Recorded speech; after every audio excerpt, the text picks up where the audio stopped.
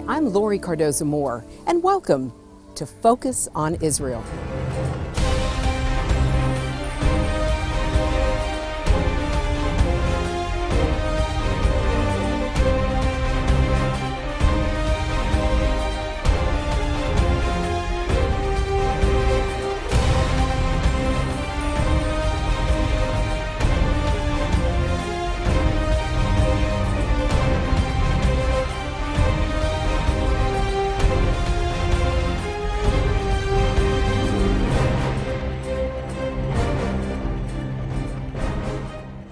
Hello, and thank you for tuning in to Focus on Israel. I'm Lori Cardoza-Moore, president of Proclaiming Justice to the Nations, a nonprofit organization dedicated to educating Christians about their biblical responsibility to the Jewish people. Many Christians do not realize that the Word explicitly tells us to stand with our Jewish brethren and defend the land God calls His. Last week, we continued our teachings on the evidence for the Jewish state. We started with the biblical evidence, as I had a chance to travel to Israel and meet with and interview two leading rabbis from Jerusalem. Over the last 2 weeks, we focused on the archaeological and historical evidence for the state of Israel, and I spoke with prominent archaeologists and historians in Israel. So please, go to the PJTN website to review these important lessons, as well as our first 4 lessons on anti-Semitism. Today we look at the political basis and evidence to support the State of Israel. We'll see that there is a political basis for the birth of Israel and that international law gives Israel the right to the land it won during its wars of survival. The fact that Israel has fought several times against overwhelming odds to stay alive is probably one of the greatest testaments to the Jewish people inhabiting the land God calls His.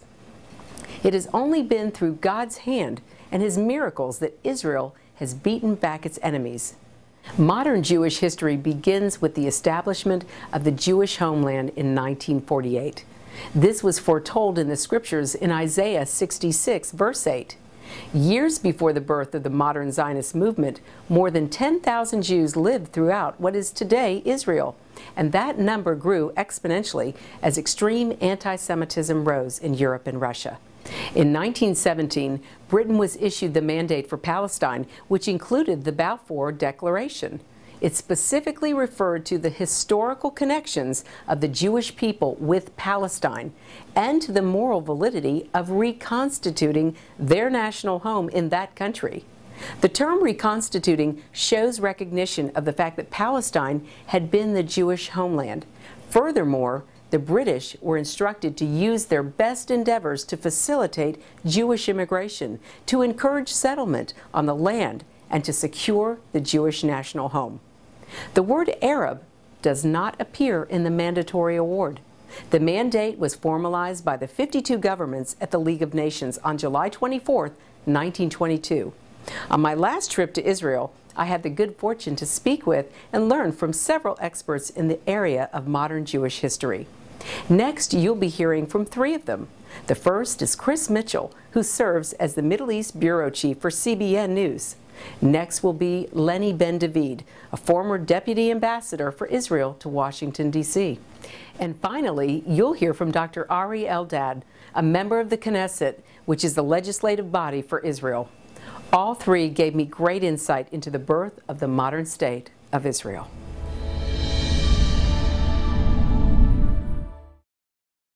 One of the forgotten things in history is something called the San Remo Resolution. It was passed in 1920. After World War I, the great powers of the world at that time, the conquering powers, got together in San Remo, Italy, and decided what to do with the Middle East. And they divided up the land. And they gave a mandate to the nation of Britain at the time, called the British Mandate, where they promised a Jewish homeland. Now that was ratified by international law, by the San Remo Resolution, also by the League of Nations in 1922. Several weeks later, by the U.S. Congress itself, ratified the San Remo Resolution, giving this land to the Jewish people. That's something that's been forgotten for many, many years, but some people now are reviving this. And many people, and it's a compelling argument, that many people believe that the future UN resolutions that were passed in decades after that really don't hold water. And the mandate actually charged the British government with establishing this as a Jewish homeland. The rest of the Middle East was carved up for the Arabs. And so this land was given exclusive political rights to the Jewish people. The other peoples in the lands, the Arabs, were given civil rights and religious rights, and then they were given political rights in the land surrounding Lebanon, Syria, Iraq. So if you go back to international law, you can go back to the 1920 San Remo Resolution and see that it ratified the right of the Jewish people to establish their homeland in Israel. There's an interesting phenomenon for those who like American history, and I'm one who does, and that is you have virtually every president, going back to John Adams, talking about the need for a Jewish homeland and a desire for Jews to go to Palestine. And part of this was seen in various congressional statements in the 19th century, and there was a similar buildup of sentiment in Britain as well. And a politician named Arthur Balfour, already I believe in 1914 or so, started raising the possibility of a homeland for the Jewish people. When he became Lord Balfour, when he became a politician in 1917, appointed a politician, he actually worked with the Zionist leadership and Arab leadership to work on a Zionist homeland, a Jewish homeland in Palestine. And this was part of the British effort, even the war effort against the Ottoman Empire, to say we want to set up, once the Ottomans are gone, such a Jewish homeland. It was to be located on both sides of the Jordan River. It was to go from the Mediterranean almost to Iraq. And later, subsequently, the whole side, the Transjordan, the side east of the Jordan River, was peeled off and given to the Hashemite Emir Abdullah, and that became Transjordan and then the Kingdom of Jordan. So the Palestine homeland for the Jews was already lopped off. 20% was left for the Jewish people after Balfour and the British got through with this.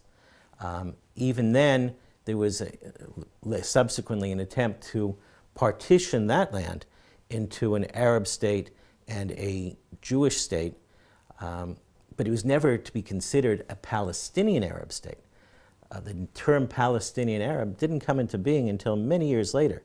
Indeed, the Jews who lived in the British Mandate were called Palestinian Jews, and you had Palestinian Arabs. The term Palestinian, to represent Arabs of the location, came up years later. The war is a religious war. For them, Christians and Jews are forever infidels, and they will never, by the Islam, will never be able to recognize the right of any infidel to rule over such a Muslim land. The declaration of Abu Mazen about Temple Mount is just a symptom of his religious war, because if we, the Jews, had the first temple here, the second temple here, 1700 years before Muhammad was born, then he will lose the religious ground of his demands, because his demands will be false. So what the Muslims are saying, there never was a temple here. It always was a mosque. The temple was a mosque according to their definition. They don't say nothing was built there. They said a mosque was built there. I said, a mosque before Muhammad? Yes, everything is a mosque. Everything. The Arabs were here many years before they invaded Israel. History was different. When you fight a clash of civilization, when you fight a religious war, the effort to distort the past, to distort history, to distort the truth, to distort religion are as important as long-range missiles in the current war, because this is not a territorial clash. This is not a conflict that can be solved by giving up another mile or 2 miles somewhere in the Mediterranean. It's a principle war. And when your basic beliefs, your religion, your ideology is fighting another one, you have to annihilate the other ideology to make it non-existent. And therefore, the temple, according to the Palestinian, never stood on Temple Mount. The Israel kingdom never was here. King David wasn't here. Everything started with the Muslim and will end with the Muslim. All the rest is not history, not existent.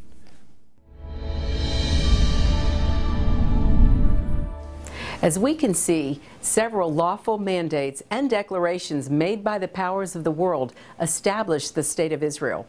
Thus, 78 years of nation building beginning in 1870 culminated in the reestablishment of the Jewish state.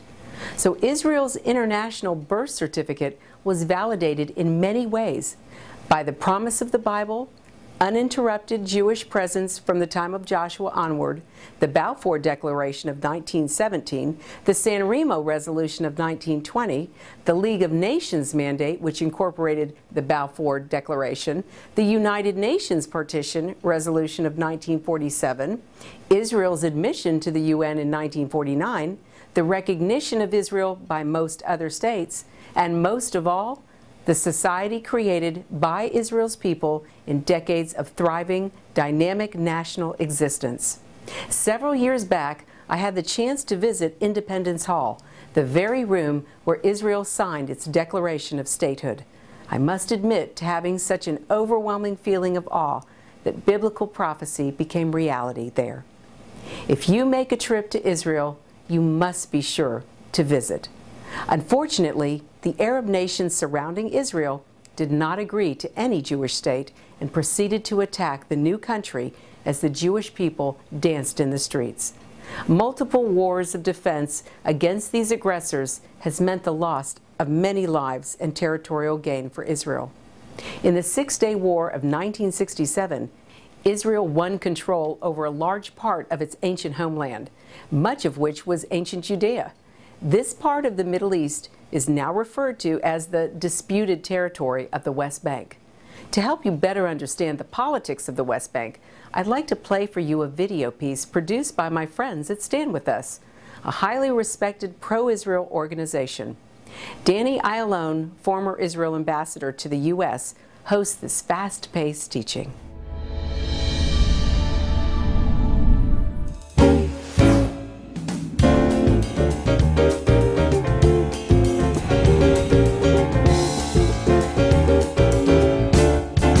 Often on the news, we hear the terms occupied territories, 67 borders, and illegal settlements. And the story we usually hear sounds very simple. During the Six-Day War, Israel captured the West Bank from the Palestinians, refused the United Nations' demand to retreat, and illegally built settlements. But is that really the case? Let's try to understand the situation a little bit better. We'll start with a simple but extremely important question. From whom did Israel capture the West Bank? From the Palestinians? No. In 1967, there was no Arab nation or state by the name of Palestine. Actually, was there ever? Israel took over the West Bank from Jordan in an act of self-defense, after Jordan joined a war launched by Egypt and Syria to destroy Israel. Oh, by the way, destroying countries is rather illegal. The United Nations back in 1967 rejected repeated Arab and Soviet attempts to declare Israel as the aggressor. Security Council Resolution 242 did not demand a unilateral Israeli withdrawal. Rather, the United Nations called for negotiating a solution which would leave Israel with secure and recognized boundaries. In effect, defensible borders. But wait a second. What was Jordan doing in the West Bank in the first place?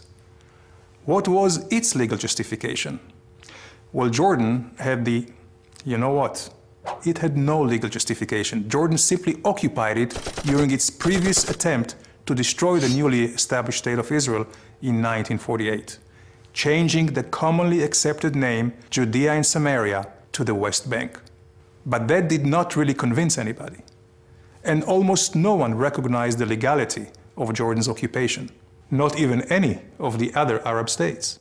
So, if Jordan had no legal claim to the land, and a Palestine did not exist, whose territory is it? Let's go a little further back in time. Don't worry, not to the days of the Bible, only about 100 years. Until 1917, the Ottoman Empire occupied the whole region. After losing in World War I, the Ottomans relinquished their 500-year control to the Allied forces, which decided to divide the old empire into countries. Britain's foreign minister, Lord Balfour, recognized the Jewish people's historical right to their homeland. A small area, equivalent to about half of 1% of the Middle East, was designated for this purpose. Britain received a mandate from the League of Nations to promote the establishment of a Jewish homeland. But wait a second, do you realize what happened? The Jewish homeland originally included not only the West Bank, but also the East Bank of the Jordan River. I guess you cannot say the Jewish people have not accepted some painful compromises already. Anyway, the League of Nations' recognition of a Jewish homeland, which includes the West Bank, was reaffirmed by the United Nations after the Second World War.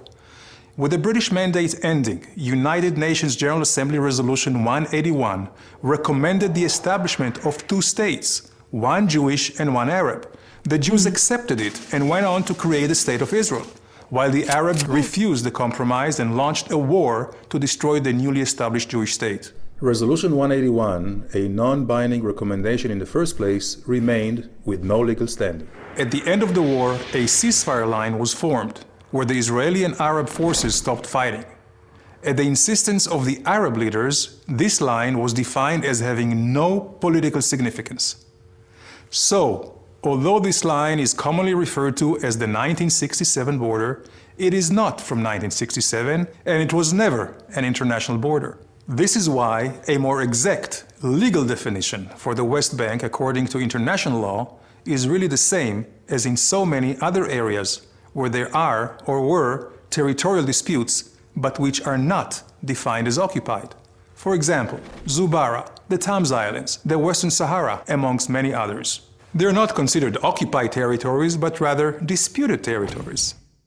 So, let's return for a moment to our illustration and examine the complete chain of events. Israel's presence in the West Bank is the result of a war of self-defense. The West Bank should not be considered occupied because there was no previous legal sovereign in the area, and therefore the real definition should be disputed territory. The 1947 partition plan has no current legal standing, while Israel's claim to the land was clearly recognized by the international community during the 20th century. That is why the presence and construction of Israeli settlements in the West Bank should not be considered illegal. These are not just my own opinions. They are based on conclusions made by world-renowned jurists like Professor Eugene Rastow, Justice Arthur Goldberg, and Stephen Schwebel, who headed the International Court of Justice. So what's the solution for the dispute over the West Bank? Unfortunately, there is no magic solution. But the only way a solution will ever be reached is if we base our negotiations on legal and historical facts. So please, let's stop using the terms occupied territories and 67 borders. They're simply not politically correct.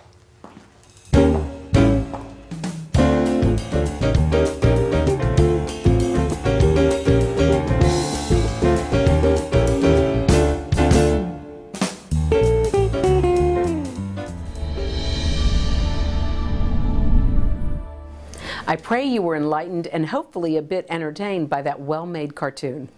Finding peace in Israel is truly a very serious matter, but if you look at some of the ridiculous claims by Arabs, you almost can't help but laugh. A large issue that Israel deals with in the world's political realm and with its neighbors can be summed up in one word: borders. What and who actually dictates where the border lines are drawn? I spoke with Knesset member Dr. Ari Eldad about this issue while in Israel. I believe you'll find his point of view based solidly in international law and past world history. Borders all over the world are usually the result of the condition of the end of a war and the peace agreement that followed. All the borders in Europe were created like that. They were changed. They were changed after the war in 1870. They were changed after First World War, and changed again after Second World War, and now they changed again after the war in the Balkan. And after the nations look at the end result of the war, they may reach an agreement about the border. The borders in Israel only partially agreed upon by the sides as a result of a previous wars. We have an internationally recognized border with Egypt. These were the ceasefire lines and the international borders of 1903 and the ceasefire lines of 1949 that later were adopted by both sides, and we have peace agreement. This is an international border. We have an international border with Jordan. That's the Jordan River. We agreed upon in the peace agreement.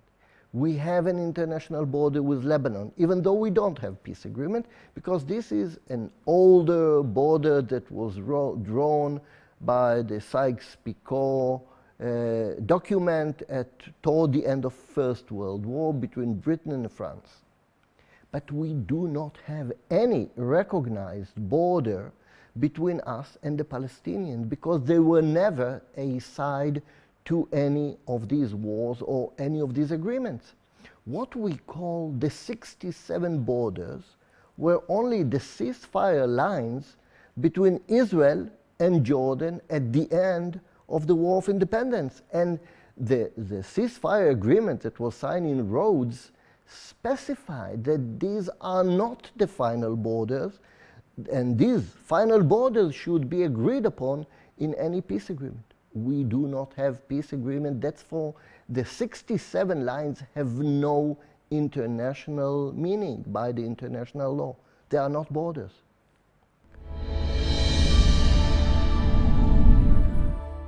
Over the last few weeks, we've looked at the overwhelming evidence that supports the State of Israel. From the early inscription of the name of Israel in Egypt over 3,000 years ago to the UN resolution establishing the modern Jewish homeland. We see strong evidence of support at the levels of archaeological science, historical records, biblical texts, and political resolutions and laws. So much so that who can deny Israel's right to exist and her rights to the land won in wars of defense? Abba Eban, one of Israel's greatest statesmen, had a powerful statement to those who denied Israel's right to existence.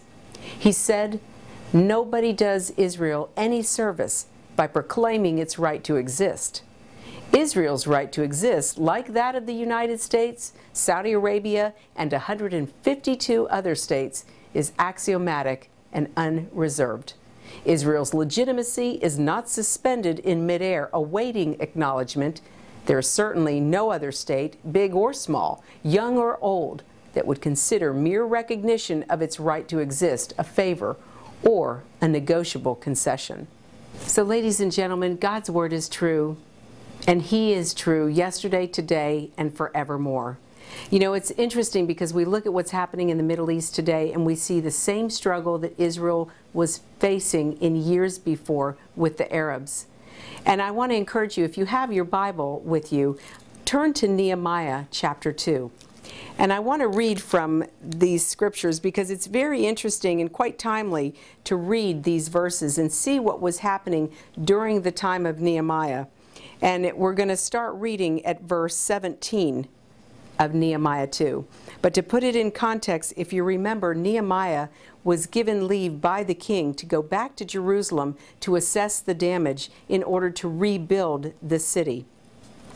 So we start at verse 17 where he says, "Then I said to them, you see the distress that we are in, how Jerusalem lies in waste, and its gates are burned with fire. Come and let us build the wall of Jerusalem, that we may no longer be a reproach. And I told them of the hand of my God, which had been good upon me, and also of the king's words that he had spoken to me. So they said, Let us rise up and build. Then they set their hands to do this good work. But when Sanballat the Horonite, Tobiah the Ammonite official, and Geshem the Arab heard of it, they laughed at us and despised us and said, "What is this thing that you are doing? Will you rebel against the king?" So I answered them and said to them, "The God of heaven himself will prosper us. Therefore we, his servants, will arise and build. But you have no heritage or right or memorial in Jerusalem." Just like back in Nehemiah's day, the Arabs all said that they had rights to Jerusalem. And here Nehemiah is confirming that this city belongs to the Jewish people. And God would prosper them. And just like today, God will prosper the Jewish people. He will defend Israel. He will establish them in that land. I want to just thank you, and I hope that we've helped to increase your knowledge and love for the Jewish people today and for the state of Israel. As always, we so appreciate hearing from you. Please send your comments and questions to comments@pjtn.org. When time allows, I'll answer them on our program. The time to stand up is now. Be a leader in your community and in your church. One person can make a difference. Get involved with and support pro-Israel organizations such as PJTN. Call your senators, congressmen, the White House. Let your elected leaders hear from you. Visit our website to learn more. Sign up to receive action alerts and order our films to share with family and friends. I want to thank you for watching our program today. Be sure to join us next week as we'll be focusing on the relationship between the nations of the world and the state of Israel. God bless you, and thank you for all you do on behalf of our Jewish brethren and all Israel. We'll see you next time on Focus on Israel. You've been watching Focus on Israel. To support this program, send your tax-deductible gift to Proclaiming Justice to the Nations, P.O. Box 682711, Franklin, Tennessee 37068. You can also support PJTN online. Visit pjtn.org or call 1-877-873-9020. Anti-Semitism has reached epic proportions, and Israel is now surrounded by nations who seek its destruction. For Israel to lose just one battle would mean losing everything. As Christians, it is our biblical responsibility to stand with our Jewish brethren and Israel. PJTN needs your help to reach more Christians with this urgent message. Please visit our website to become a member today and order our award-winning documentaries. You must decide that you won't be silent. Sign up now at pjtn.org. God bless you, and thank you for your support and prayers. I will not keep silent, for Zion.